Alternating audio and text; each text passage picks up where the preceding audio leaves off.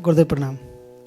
गुरुदेव, एक प्रश्न मैंने आपसे कई बार किया है और आपने उस प्रश्न को हमेशा हंसी में ही टाल दिया।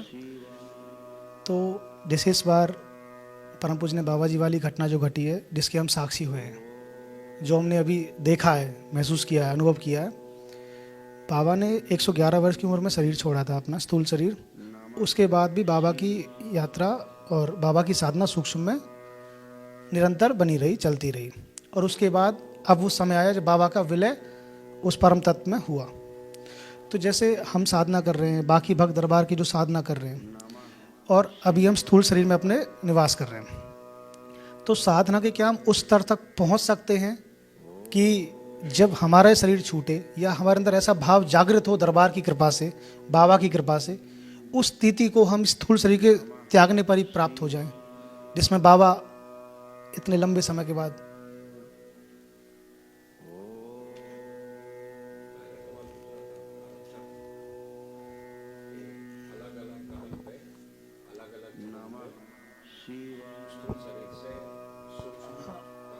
पहले हाँ, मैं सवाल को और डिटेल देता हूँ सवाल को। जैसे बाबा ने शरीर छोड़ा 111 वर्ष की उम्र में, स्थूल शरीर, फिर बाबा सूक्ष्म में गए, फिर कारण में बाबा गए, फिर बाबा महाकारण में, और अब परम तत्व में विलय। तो ऐसे ही क्या हम उस अवस्था को प्राप्त हो सकते हैं अपनी ध्यान साधना के द्वारा, या अपना भाव ऐसा प्रकृति के द्वारा उत्पन्न हो, दरबार के द्वारा ऐसा उत्पन्न हो, और उस चरम सीमा तक पहुंच पाएं कि हम उस अवस्था को, स्थूल शरीर को जब हम त्याग करें, तभी हम उस अवस्था को प्राप्त हो जाएं कि हमारा विलय भी परम तत्व में हो, हम इन जगतों में ना जाना पड़े। क्या ऐसा संभव है?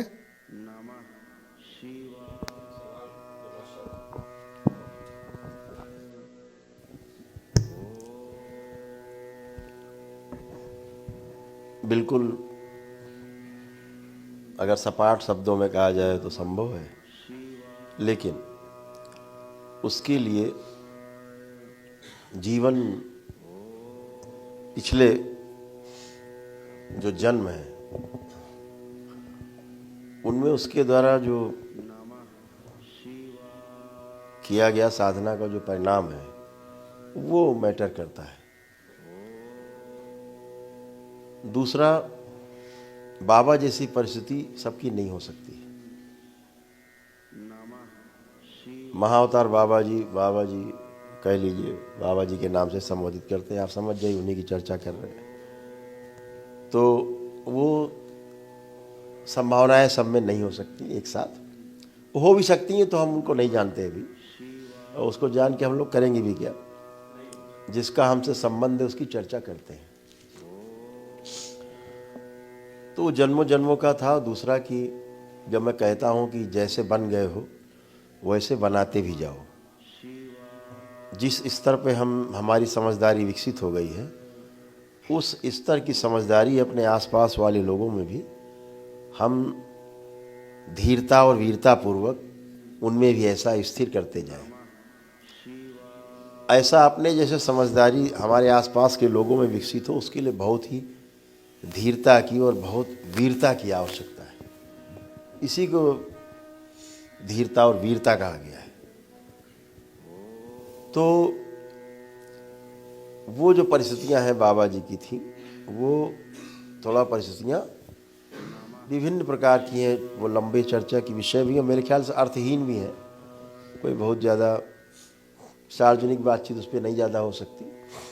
इतना ही कहा जा सकता है कि जो प्रक्रिया है, प्रकृति की जो स्थिति है, वो सबसे पहले सूक्ष्म जगत को ही भेदना होगा, और फिर लंबी प्रक्रिया है, वो हजारों हजार साल की प्रक्रिया है मोक्ष की। उस महाकारण जगत के पार जाने की, महाकारण के पार जाने का जो मामला है, वो अंश ही जो है वो आगे बढ़ाते हैं, अपने ही अंश होते हैं। जीवन में कोई छोटा बड़ा नहीं है। जीवन के रूप में हम बार बार कहते हैं कि कोई छोटा बड़ा नहीं है।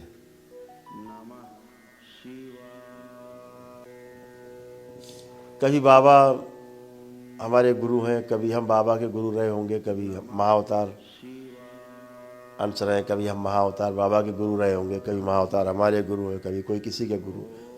ये तो परंपराओं में चलता ही रहता है। ये बहुत सिंपल है, जीवन का खेल है, ये जीवन का गणित है जो भाषा से समझा नहीं जा सकता। तो जीवन का जो खेल है वो कि जितना हम जान गए हैं उतना जनाते जाए और लोगों में उतना अगल बगल माहौल वैसा बनाते जाए। तो गुरु को अपने मुक्त होने के लिए, गुरु का मतलब होता है जिसको हम केंद्र मान के चलते हैं। गुरु का अर्थ है जिसको हम केंद्र मान के चलते हैं, आइडियल मान के चलते हैं, वो गुरु। तो वो हमारा आइडियल होता है एक समय विशेष के लिए, आइडियल होता है। तो उस समय विशेष के लिए कोई उसका वाहक भी होता है। तो वाहक को शिष्य कह दिया जाता है।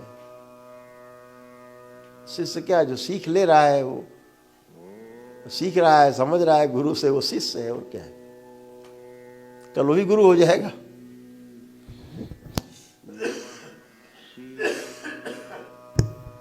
कल वो भी गुरु होगा। तो क्रम है, लेकिन सामान्य रूप से ये संभव नहीं है कि एक ही बार में कोई महाकारण जगत में चला जाए।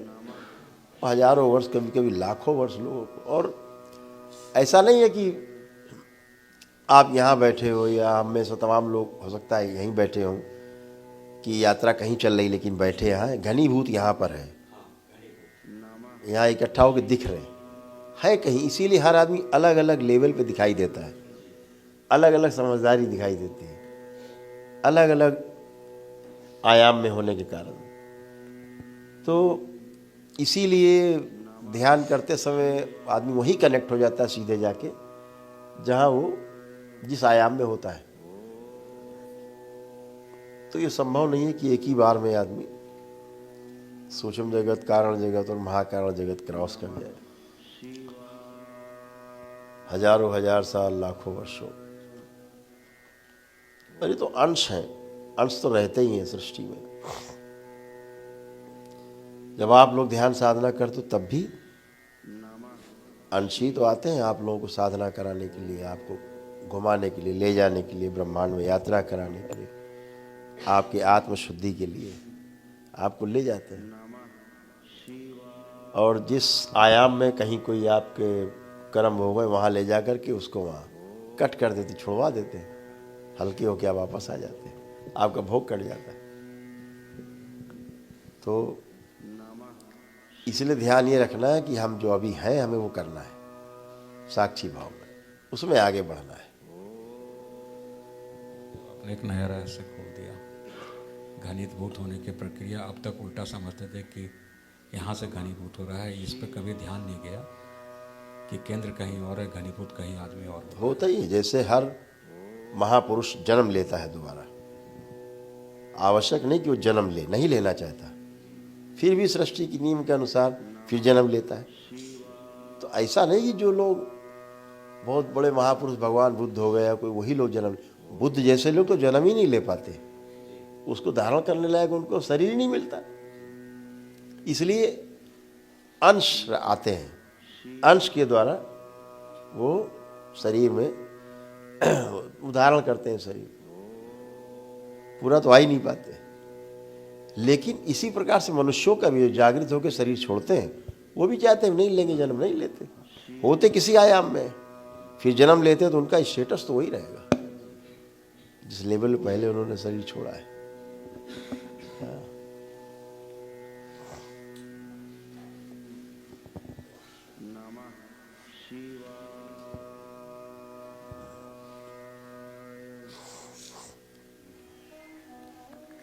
और दूसरा होता क्या है, जो रह गया जिसके लिए बार बार जन्म लेना होता है। अगर वर्तमान काल में जैसे गुरु भी होता है, शिष्य भी होता है, सपोज गुरु ने शरीर छोड़ दिया है समाधि में भी, जागृत अवस्था में ले लिए, तो जो शिष्य होता है तो उसका शरीर गुरु का शरीर एक ही होता है, अलग होता नहीं है। तो हृदय में धारण रहता है।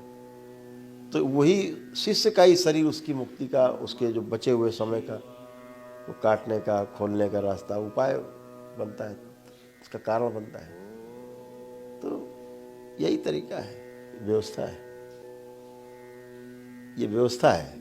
इसीलिए गुरु को भी पार होने के लिए एक कंप्लीट शिष्य की आवश्यकता पड़ती है। इसीलिए कहते हैं कि अपने जैसे बनाते भी जाओ, काम आएगा आगे। अब बाबा जैसे लोग, कोई यहाँ स्थूल जगत में जबरदस्ती बाध्य होकर के नहीं आए।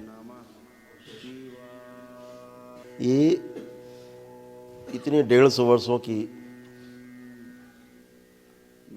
साधना के बाद समाज को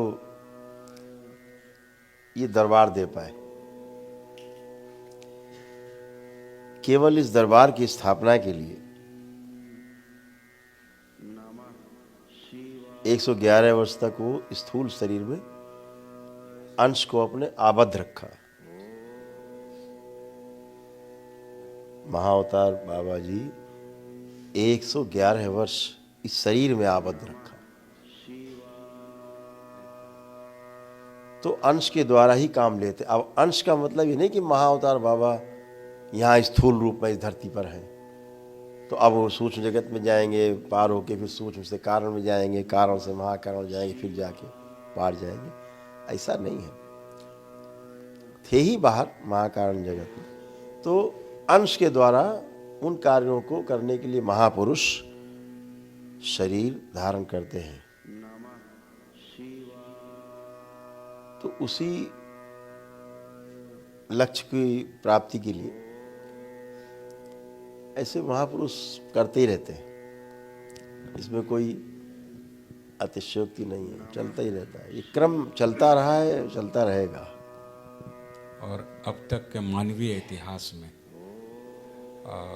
5000 सालों में, पिछले 5000 साल के इतिहास में जो भी विश्व में घटना घट रही है, अलग अलग कालखंड में, पीछे बाबा जी ही खड़े दिखते हैं, वही सूत्रधार है।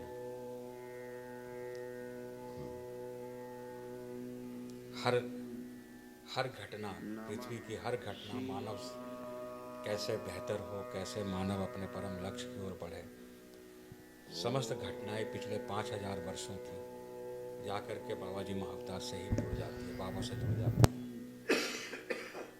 अलग अलग काल, जिसका प्रत्यक्ष प्रमाण अभी सामने है। हाँ, हर चीज का क्रम है, क्रमबद्ध। हाँ, क्रमबद्ध तरीके से है, क्रमिक उसका विकास है। विकसित होने तक क्रमिक विकास ही है।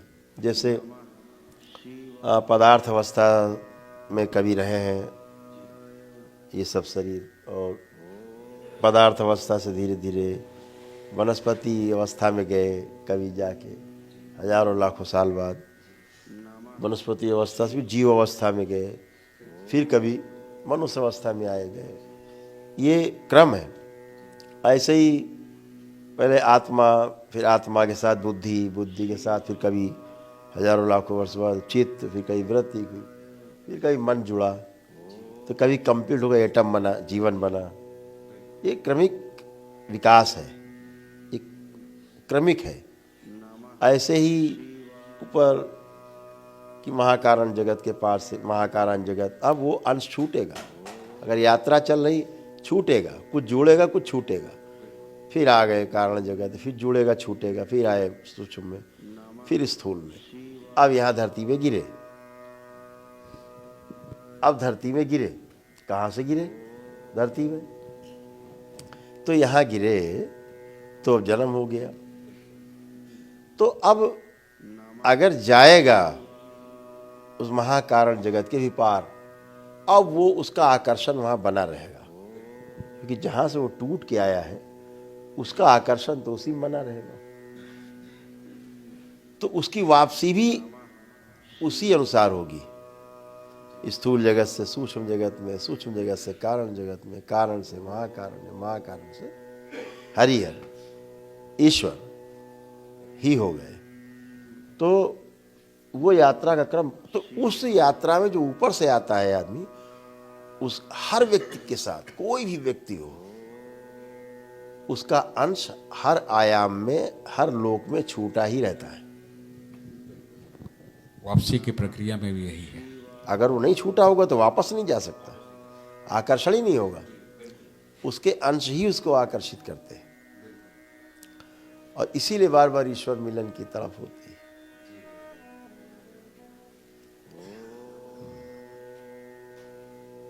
और कोई अच्छा बोलना? नहीं, हाँ, हाँ।